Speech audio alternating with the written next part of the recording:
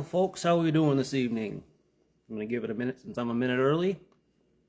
And I'm going to talk about boater stuff in the lake and certification process. No, not really process, but why you got to do it. That's the plan for this evening. So, like I said, we'll give it kind of a bit before we launch off. But if you guys have any questions, please drop a comment. I'll answer them as we go if I can. I found a lake map to hang up behind me here so I can kind of point to a few things. Though I can't tell if I hung up the map crooked or if my phone is crooked. Maybe I'm just cross-eyed today. Oh well. So we've got a few folks coming on, which is good. All right, how we doing? So it's March, which means we are that much closer to summer. Starting to get the shakes a little bit. The pressure is starting to build. We'll be out of the shop here in probably 6 weeks and outside. And if we have an early spring, we could be tossing docks that much faster. Not sure my back is ready for it, but we'll get there. So let's kick this thing off. If this does kind of go well, this format, I'm kind of thinking about doing it every Sunday night, 10, 15 minutes, something like that. And we'll see how it goes. All right, so boating etiquette. Let's start with the certification log first, because that's kind of quick and easy. I'm not going to run through the whole thing, the law and all that. AI can summarize it for you on your phone in about 2 seconds. But basically, you now have to have a watercraft operator's permit to drive a boat if you are born before 1987, which really sucks because I was born in 88, which means even I have to take this stupid thing. Is what it is. So how we got here, maybe 4 or 5 years ago, the resort association I was a part of at the time, and I was on the board, was approached by a group called Lakes and Rivers Association, basically a grouping of lake associations around the state, and they wanted to pass a certification law, kind of like for snowmobiles, four-wheelers, guns, safety, all of that, for Minnesota. From what I understand, most of the states around Minnesota already have this, and we were just the ones that didn't. We ended up we weren't really in favor of it so much as we knew we didn't have the political clout to stop it. It was going to happen whether we were part of the conversation or not. So we decided it's better to steer this thing as best we could than just be iced out of it. So there was a meeting. Actually, me and Kylie were in Mexico at the time on vacation back then. I ended up in a Zoom call for like 3 hours one afternoon. Really sets your wife's teeth on edge when you're in a Zoom call on vacation. You're supposed to be at the beach. So that was one of those little things. But so while we're in this meeting and we're trying to figure out why are they trying to pass this law? And with COVID, there was a bunch more people hitting the lakes. So, of course, the number of accidents spiked during that time. But that's also kind of returned more to the normal levels with less people on the lakes. And basically we were able to pin them down on is they wanted to pass this law due to the wake boats. And it seems to me, this is my opinion on this, the reason they ended up trying to do this broad, we're going to make everybody do this instead of just focusing on the wake boats themselves, was those manufacturers had enough money behind them and they didn't want to be pointed to just them by themselves independently. For instance, like with jet skis, we have laws specific to jet skis. They can't be operated before 9:30 in the morning, and they have to be off the water an hour before sunset, and some other rules that are specific to those. Would it be nice to just make similar set of rules just for the wake boats if they're what's causing the problem? But again, lots of money involved. They didn't want to be, independently targeted, so we get to do everybody. So that's just the way this is going to play out. So like I said, anybody born before 1987 or before 1988, so 1987 and earlier, you now have to have your watercraft operator's permit to drive a boat in the state of Minnesota. The only carve out that I could find in the law, and originally we had managed to carve out a renter's exemption. So if you were renting a watercraft for a short period of time, you didn't have to go through this process. And mostly that was because when we kind of talked to all the resorts, none of us are renting big speed boats, wake boats, anything with more than about 150 horsepower. Most of my fleet runs 40 horse to 60 horsepower motors. They do 15, 20 miles an hour at best. Can be dangerous, yes, but not like a jet ski or a wake boat. When the law actually got passed, that exemption had been removed. And now the only exemption that I could find in there is there's two of them. If there's your kid can drive the boat down to the age of 12, as long as it's less than 75 horsepower, and there's somebody on the boat that has their watercraft operator's permit that's over the age of 18. And then the other one is if you are renting the watercraft, so somebody on the watercraft has to have the permit, but not everybody. So other people in the group can drive as long as the permitted person is on the boat. For the most part, I would suggest anybody planning to drive a boat when you're coming to Minnesota, just get it done. It'll save you a lot of hassle. Most folks can do the quick, easy one in 2 to 3 hours. It's online. We'd have kids do it all the time when they would go rent the jet skis because they wanted to drive, and they'd bang it out the night before, print it off, and they were good to go the next day. Ariana, my oldest, she did the full up Coast Guard, like the long form one, which made her legal to drive anything under the sun on the water. That took her a little bit of time, cost a little bit more. So looking to see which one works best for you.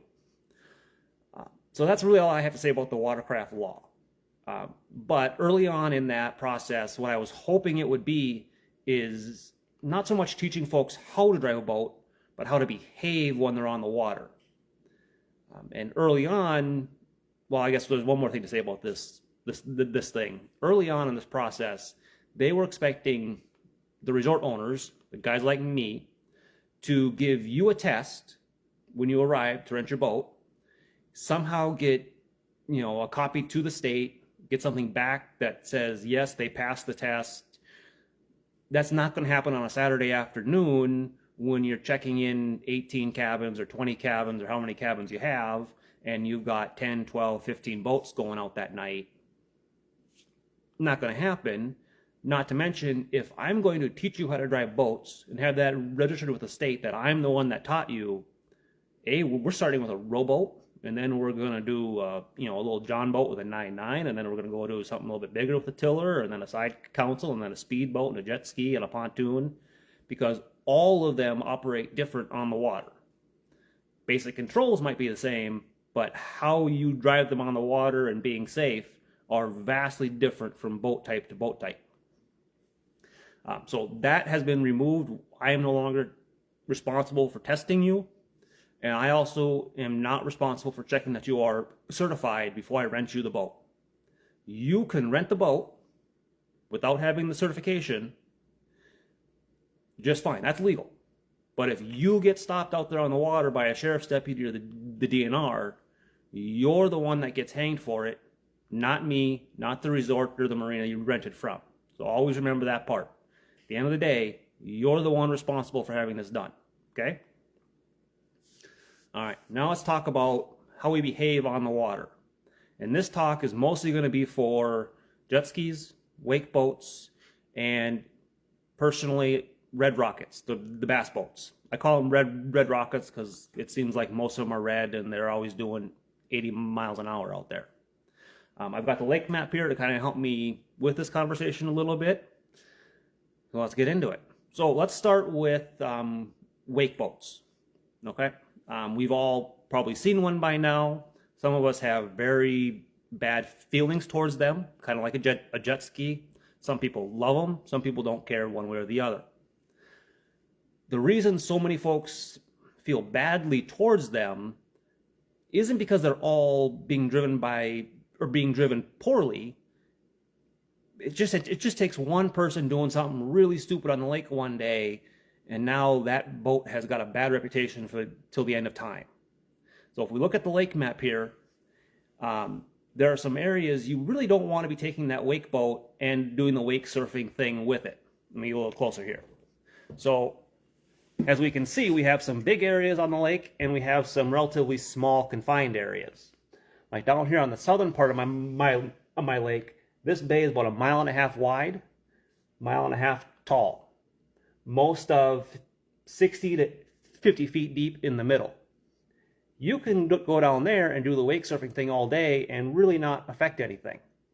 But if you instead come up into like this little bay here where you can't keep distance from anybody and it's a shallow bay, it causes a problem. So a lot of this conversation is knowing where to boat. Okay. When you go into those small tight bays, it's very hard for you to maintain distance between you and the other boaters. And something like a wake boat that's throwing a 3-4 foot roller, you do that right next to somebody, somebody can seriously get hurt, but also you're trying to fish and all of a sudden the boat's rocking every which way. Makes it a little hard to fish. Somebody's trying to go by on a paddleboard. No, you just dump somebody in the lake because they didn't see the roller coming. I have two key guidelines when I talk about the wake boats. One is depth. So the University of Minnesota came out, I think it was a year ago, with their study, and basically said that the wake boats turn up the lake bottom down to, it was 21 to 23 feet of water. So what I would say is stay in, if you're going to do the wake surfing thing, stay in 25 feet of water or deeper. Okay? Now that pretty much keeps you out of the small bays like Moose Bay here, which is only about 15 feet deep in the middle. Part of the problem with turning up the lake bottom bed is it can seriously impact the fish spawning beds, especially the crappies and some of the panfish.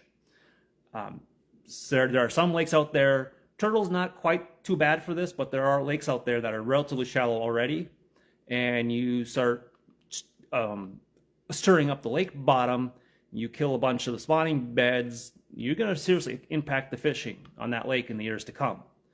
So try to keep it in deep water. And like I said, that will also keep you out of some of those smaller, tighter bays where it's harder for you to stay far enough away from anything. This next part is a very fluid guideline. Let's put it that way. So everybody always tries to come up with a minimum distance to stay away. With jet skis, it's 150 feet. With the wake boats, it's 300 feet. Here's the thing. It is completely illegal. Let's use the North Bay here, which is right next to the resort. It's about 1 mile across and most of 2 miles long. It is perfectly legal to be right here, 300 feet off of shore, driving and doing the wake surfing thing, except you've got 1 mile of open water over here where there's nobody. There's no reason for you to be so close to shore. It's those kind of behaviors that really piss people off, okay? So the second rule is stay in the middle of the navigable waterway. So if you've got a pontoon sitting here in the middle and a bunch of kids swimming off of it, then you should be wake surfing halfway between the shore and the pontoon. If this bay is completely empty of watercraft, you should be in the center of the bay, okay? Those two simple rules eliminate most of the issues we have with wake boats. It's that simple. And folks are going to say, well, no, it's legal. I can do whatever I want. And it's that kind of behavior that leads to new laws being passed, and then the sheriff's on the lake, and we all get to deal with it. Just don't be an ass. That's what I'm trying to say here, okay? Now, the other side of this is if you're out here in the middle of this bay that's 100 feet deep, you probably aren't getting in the way of any of the fishermen. They're the ones that are going to be tighter to the shoreline, fishing in that 20, 25, all the way up to 5 feet of water. Like I said, there's no reason for your wake boat to be that close to shore. Leave that for the fishermen, okay? So that's my talk on wake boats. Those are relatively easy. Next, we're going to talk about jet skis. The way I've always explained this to folks in the past, and by the way, we are no longer renting jet skis here at Arcadia. We've finally hit a point where it just can't break even between the insurance and maintenance costs anymore. So we've officially ended all jet ski rentals here. But when I would put a new group on a jet ski for the first time, I would explain it this way. Imagine you are a teenager on a dirt bike in the middle of town. Nobody likes you at that point. You're loud, you're obnoxious, you're driving too fast, you're cutting people off, right? Nobody likes you. Hell, half the time you get off the jet ski, get on the pontoon, you don't like your brother who's on the jet ski. This is just the way it is. And it isn't because everybody who drives jet skis are bad. It's because it takes 1 out of 100 to do something stupid to piss everybody off. Okay? So with jet skis, the kind of the same rules apply as the wake boats. Stay out of the little bays where you can't keep distance between yourself and anybody else. But we're going to add a layer to that. You are now the smallest, fastest, most agile watercraft out there. You should be giving way to everybody. Don't cut off a pontoon. Go around the pontoon. Don't cut off the fishing boat. Go around the fishing boat. Okay? And this next piece, so like I just told you, go around the pontoon, go around the fishing boat. You can't do it too close. There's nothing wrong with going wide around somebody or even slowing down as you do it. One of the funnest activities to do with a jet ski is to jump the wake. I've done it. Everybody's done it once. It's a very stupid thing to do if you don't know who's on the other boat and what they're doing. We see it a few times a summer. Big speedboats coming up the lake. Jet skis coming the other way. Big speedboat, going to have a big wake. You want to hit that jump with the jet ski. You go to cut behind them, except you couldn't see the tube being towed by the speedboat or the skier, and now you are that close from A, clotheslining yourself on the rope, or just running over the person. That's a problem, right? Nothing wrong with hitting waves, but you don't do it right behind a boat. Let them go by. That wave is still going to be going for quite a ways. You'll catch up to it again, and you can go jump it. And when it comes to cutting off watercraft, I watched a couple of kids do this during bingo 2 summers ago. Literally, we're calling bingo on the front hill, and I look out over the lake, and there's these 2 jet skis that kept cutting off one of my pontoons as it's coming towards the resort. And I'm talking 10, 15 feet in front of that pontoon. And they're cutting them off over and over and over again, doing donuts around them. It's that kind of behavior that gives jet skis in general just a horrible name. Okay? Something that makes driving a boat, any kind of watercraft, kind of dangerous is there aren't hard and fast rules like there are on the road. There are no dividing lines out there. There are no brakes on watercraft. You cut somebody off by 10 feet and anything goes wrong, they speed up, you slow down, your engine dies all of a sudden, you're getting run over. Okay? The 150-foot rule on jet skis is very important, and it's pretty hard and fast. Ariana last summer got tagged for doing it. There's 2 islands just to the south of the resort, Dead Man's and Dow Island right here. One is very skinny and one is a normal kind of size island. What happened was she went to split between those 2 islands. I always thought there was enough room there. Personally, I know I've done it in the past. When she did that, she could not maintain 150 feet from both land masses at the same time. Sheriff was on the water that day and she got a warning for it, not a big deal. But it's things like that folks, and part of this was also that Steve Dow, the owner of that island, his speedboat was docked right on that side of the island, and some big wake speedboat thing had just come through several times and was just beating his boat all to hell against the dock. So he was already in a bad mood because of that. And then the jet ski comes flying through there, too close to shore, too close to his dock. So not really that Ariana had done anything terribly wrong.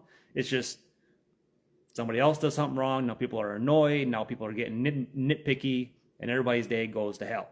So the 150-foot rule, really important on jet skis. And I usually tell folks, if you can if at all possible, there is no reason for you to be that close to another watercraft anyways, especially on lakes like ours. We got 2,000 acres of water out there, lots of bays and coves. You can always find some place that doesn't have somebody in it to play.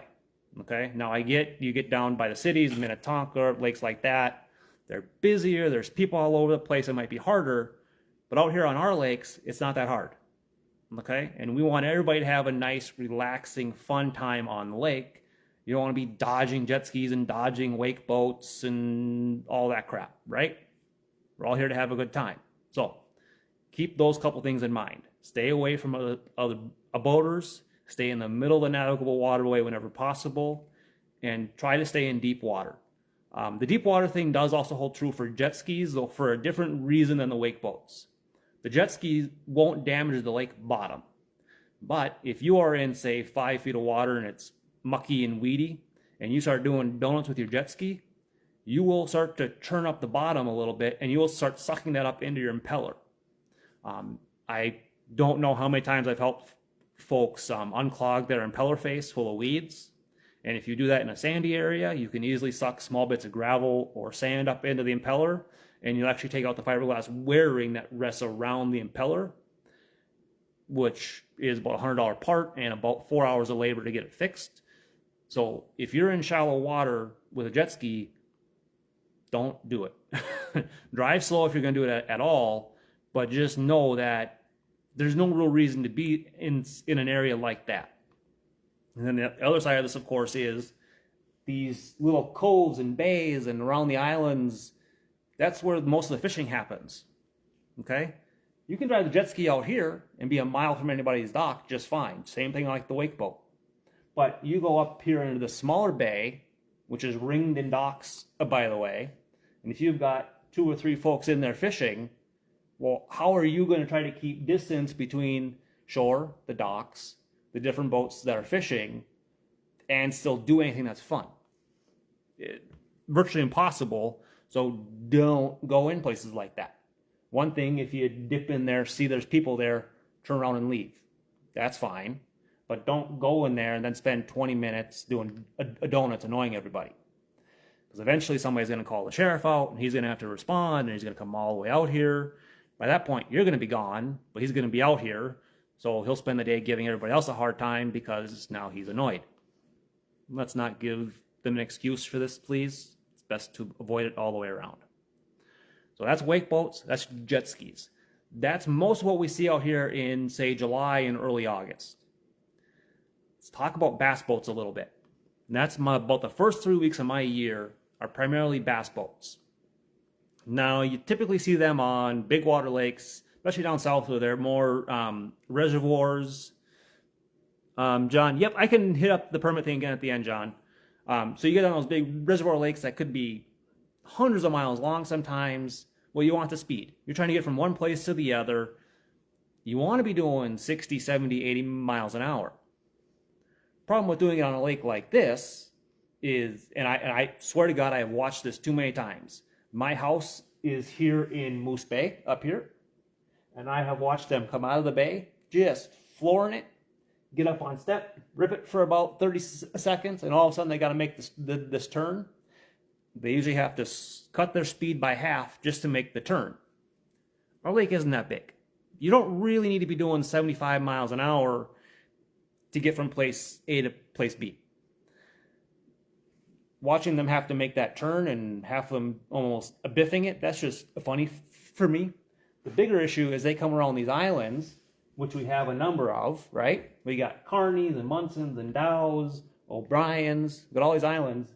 You come whipping around one of these, or even one of these points, Government Point, the Alex Bay Point, Sawyer's Peninsula. You come whipping around one of those areas at those kind of speeds. Remember what I said about brakes? You got no brakes. Okay? Come around that point too fast, too tight, and all of a sudden there's a slow-moving pontoon in front of you. Not the easiest thing in the world to dodge. That's my only issue with the bass boats. Please don't shoot at me over it. We don't always have to go as fast as we can, just like we don't always have to go in some of those smaller or shallower areas. For the most part, boater etiquette is just staying away from other people. It's really that simple. Lakes like mine that are kind of long and skinny like this make that a little bit trickier. Like down here, this area here, I call the Narrows. This is well under half a mile wide down here. So you get more than 1 or 2 boats that are maybe skiing through here, it's very hard for anybody else to get through. And if somebody's sitting here tubing, doing donuts around and around and around with a wake boat or something like that, you're basically cutting access to a big chunk of the lake for everybody else. So what I usually say at that point is move around. We say this mostly with jet skis. Don't sit in one spot all day and do donuts. Move around the lake. And part of that is just not wanting to block other people from getting in. So those are my basic boater etiquette things. Relatively simple. Just stay away from other people. Stay away from the fishermen. When you see somebody paddle boarding across the lake, you don't need to get within 5 feet of them. Things like that. I'm going to hit John real quick, and then we're going to come back to how to behave around people that are working on the water. So John, the Minnesota's basically decided that everybody needs to have a watercraft operator's permit if you are born before 1988, which means I miss it by a whole 11 months. So I have to take this stupid thing. But if you're born before that date, you're exempt, you're good, don't worry about it. Anybody else, if you're born after July 1st, 1987, so basically say 1987 in general, and you're going to, if you're renting a boat, bringing your own boat, anything like that, you got to have it in Minnesota. Now, if you have a watercraft operator's permit from your home state, Wisconsin, Illinois, Indiana, any of them, doesn't matter, Minnesota will accept that. So if you already have it from your home state, you're good to go. Just make sure it's in your wallet when you come up. It's just political speech because nobody wanted to take on the wake boat industry, and I really wish they had taken on the wake boat industry instead of doing this because it's going to be a pain in my ass for the rest of my life. So that's the permit thing. Like I said, it's not a lot to tell you other than you got to have it if you're born before that date. So getting back to etiquette around people that are working on the water. Last year was the first year, and I don't know how many, that nobody's tried to kill me while I was out there on one of the work barges. And I've seen this happen with several of the barge companies that work in the area when they're launching docks, boat lifts, stuff like that. I've had the issue putting in the water toys, they got the big anchors on the barge, and this is usually the way it goes. Somebody that's maybe not familiar with boats, they're coming along at maybe 10, 12 miles an hour. And they think they're being safe because they're going slow. Now, if you know anything about boats, you know that at 10 miles an hour, you're not up on step. You're plowing a hell of a bow wake, and your nose is up in the air, which means you can't really see anything. It is the worst possible thing to do, especially when you're close to somebody that's working on the water. So this is how it always happens to me. I'm usually working somewhere right up here, putting in the water toy, something like that. Somebody comes around the point, and they're hugging the shoreline, which of course they are. So I usually try to put out my no-wake buoys early on to try to give myself a buffer zone, except everybody's got to be... I've watched folks literally be within 3 feet of the buoys, either going full speed or at that high wake speed. Like you could reach out and touch the buoy. So the buoys keep going further out because nobody stays a proper distance away from anything. So in order to not die, I keep pushing the buoys out. So imagine this, you're coming around the point, your bow's up in the air, you're throwing this enormous wake, and at the same time, the wake's not moving very fast. I'm on the work barge. I've got, say, 2,000 pounds of concrete on the nose, 2 of the great big anchors I use for putting down the water toys. This is what happened last time. And I was towing one of the challenge tracks. It was 100 feet of water toys. And I'm pulling into position. And all of a sudden, the deck starts to pitch side to side, like this. What the hell? And I look over, and there's a good sized fishing boat, mid-sized Lund, coming by at that nose way up in the air, about 10 miles an hour, and these waves are just smacking me. And then I find out that I'm getting hit from the other side because they came around the point. And the barge is doing this, and now it's just doing this. And I'm doing everything I can to not flip over out there in 20 feet of water with this concrete on the deck, which is starting to slosh around.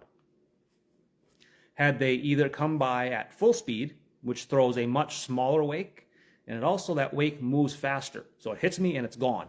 It's not this big rumbling roll like this. It's just bloop, bloop, gone. Or you see somebody working, you drop to a no wake speed, which is about 5 miles an hour or less.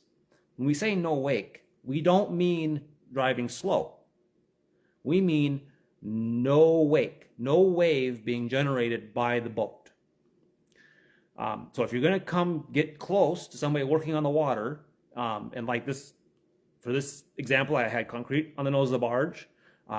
Folks have done this to folks that are moving docks. Imagine you've got a 40-foot dock on your barge and you're driving across the lake with it. Well, you take a nice big side wave, big wake on the side, right? Now you're doing this. Well, you better hope that dock is strapped down really well, or otherwise it starts sliding around. You're going to kill somebody. At the very least, somebody's getting hurt.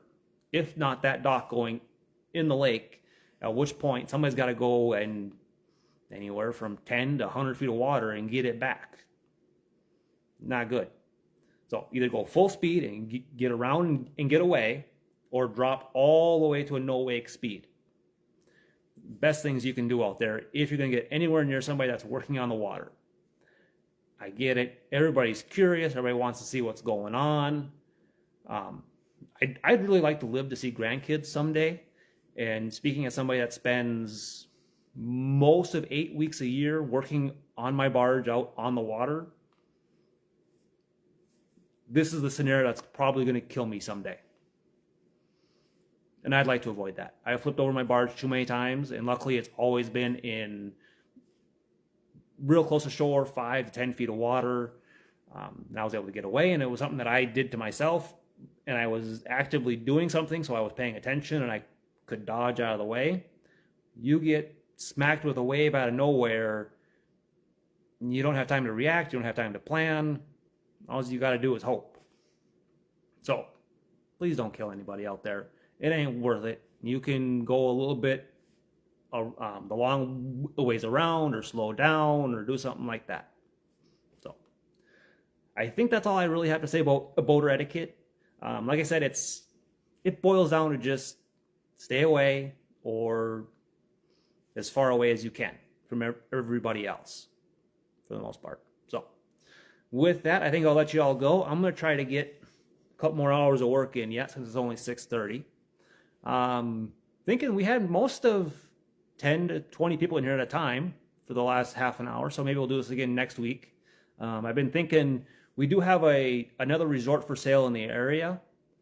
1.3 million is the sale price they're looking at, and I'm kind of thinking about using them as an example of why so many resorts are going away, going private, being lotted off and sold.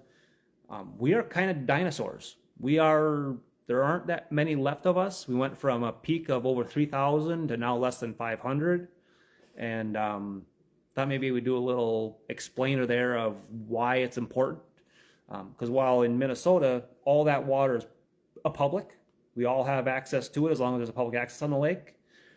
But if there's no resorts or hotels or campgrounds left, how do you get access to it? Unless you did well enough to buy a $1 million lake cabin, which not many of us have gotten that far yet in life. I know I haven't. Keeping these old resorts alive is kind of important. So it's kind of what I'm thinking. 6 o'clock Sundays. We'll see. All right, folks. Y'all have a good one. And we'll see you next time. See if I can hit the button here.